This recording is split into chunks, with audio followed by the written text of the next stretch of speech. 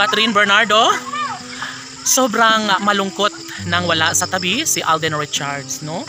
Siyempre yan umano ang talagang simbolo na sadyang kapag mahal ni Catherine Bernardo ang isang lalaki ay talaga nga namang mamimiss niya ito dahil kagustuhan ng actress na araw-araw niya itong makasama, no? Walang sino mang makakapigil sa kung anuman ang damdamin ni Catherine Bernardo. Siyempre, lahat ay mayroong pag-asa na maisakatuparan, lalo na at ngayon ay pinapatunayan ni Alden Richards na ang kanyang pagmamahal ay alay niya lamang sa pretty girl na si Catherine. Kaya gano'n na lang ang kaligayahan sa puso ng aktres, kilig at pag-ibig na namumutawi sa buong buhay ngayon ng nag-iisang Catherine Bernardo. Marami mang babae ang naiinis ngayon kay Catherine Bernardo dahil nga hindi nila umano matanggap na talagang mapapadpad siya sa buhay ni Alden Richards, no? Bakit naman gano'n ang kanilang mga desisyon sa buhay? Bakit hindi na lang nila hahayaan na lumigaya ng tuluyan si Catherine Bernardo, no? Siyempre, lahat ay mayroong pag-asa na nangingibabaw sa mga puso ni Alden at Catherine at posible nga na darating ang tamang pagkakataon na maisakatuparan ang lahat ng ito na magkaroon ng happy ending sa pagmamahalang tunay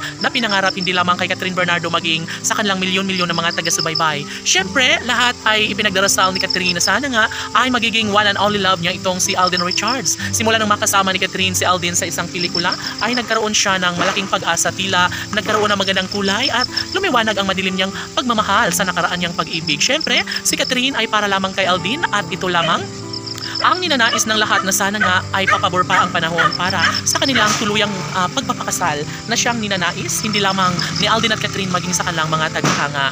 Tanong ng mga netizens, posible nga kaya na makamit ni Catherine Bernardo ang tunay na kaligayahan sa piling ni Alden Richards?